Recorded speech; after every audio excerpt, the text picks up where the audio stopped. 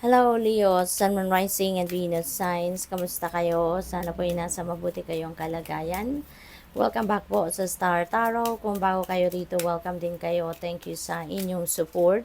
I truly appreciate it. God bless you all. Leo, pauna mensahe po ninyo ay opportunities. A stranger is about to change your life. Okay? Exciting times and plenty of action plus a special family reunion looks likely.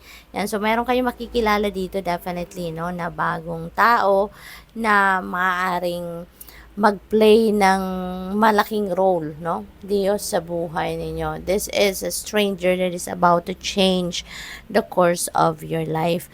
Maaari din na marami kayong activities sa ngayon. There are so many action na maaaring maganap dito.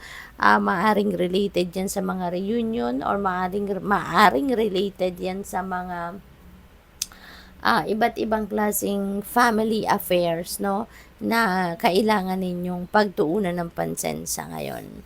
So, what else? We have manifestations.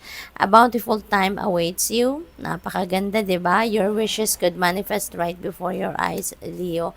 So, maaaring mag-come to fruition na kung ano man ang mga ano ninyo, mga wishes ninyo, ano man yung mga heart's desires ninyo sa ngayon, maaaring ma-receive nyo na yan, no? Ibigay na sa iyo ng Divine Universe. And that could be, for some of you siguro, ang minamanifest ninyo is abundance and prosperity. So, it might come your way.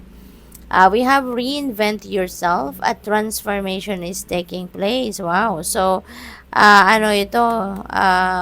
Personal transformation, ano, na maaaring maganap dito sa buhay ninyo, Leo. So, mayroong mga pagbabago kayo siguro sa sarili ninyo, bagong perspective, bagong attitude, mga ganon, no? So, good luck. Tignan natin kung ano pa ang mensahe para sa'yo.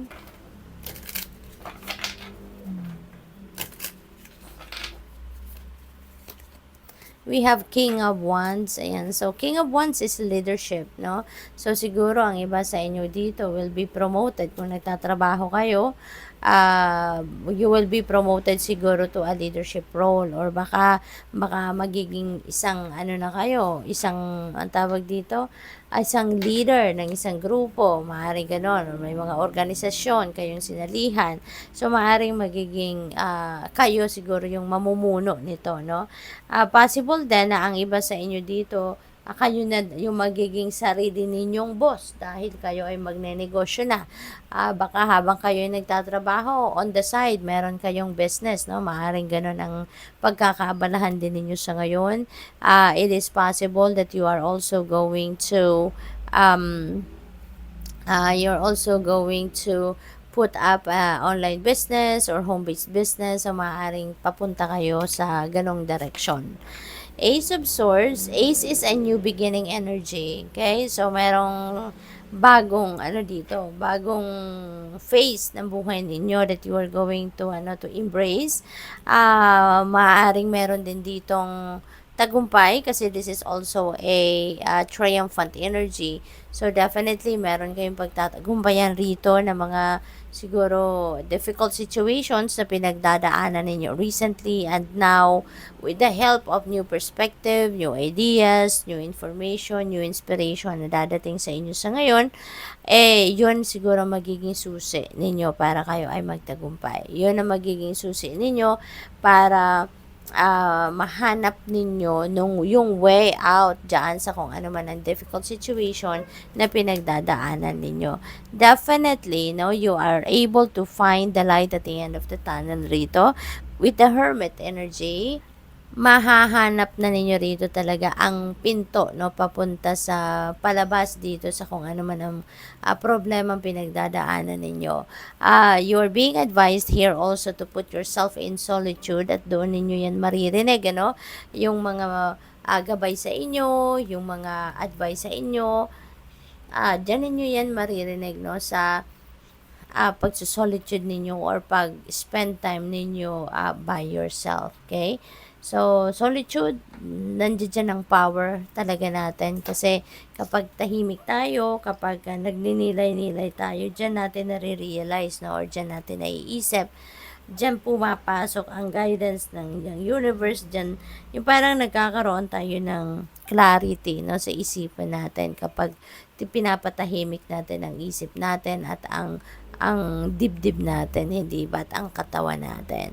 So, go deep within you, Leo, kasi merong nag-iaantay dyan ng guidance para sa'yo. Okay? Para marinig ninyo. So, ito nagpaiwan dalawa.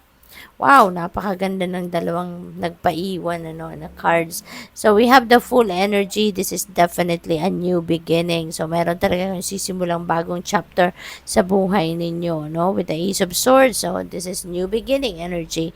This is also new beginning, no? Sa Wheel of Fortune. Napakaswerte ninyo sa ngayon, Leo. You are really going to be very lucky.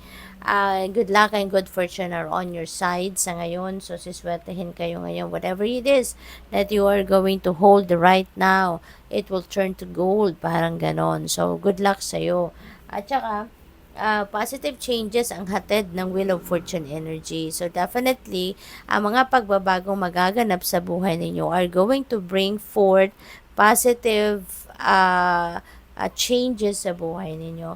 Sa iba't ibang parte ng buhay ninyo, baka lahat ito magbabago, no? Baka sa pera, suswertehin kayo rito, magkakaroon kayo ng abundance, magkakaroon kayo ng prosperity, financial comfort sa trabaho, magiging maayos ang trabaho ninyo. Kung wala, may various opportunities din na paparating sa inyo. Kaya kung mayroon naghahanap ng trabaho sa inyo, baka ngayon mahanap nyo na yan, yung ganon. Kasi there are a lot of opportunities also coming your way. So, you will be aligned, no? Doon sa mga tao, resources, or circumstances na kakailanganan ninyo para magkaroon kayo ng magandang pagbabago sa buhay ninyo. So, good luck. Thank you for watching Love and Light. Namaste.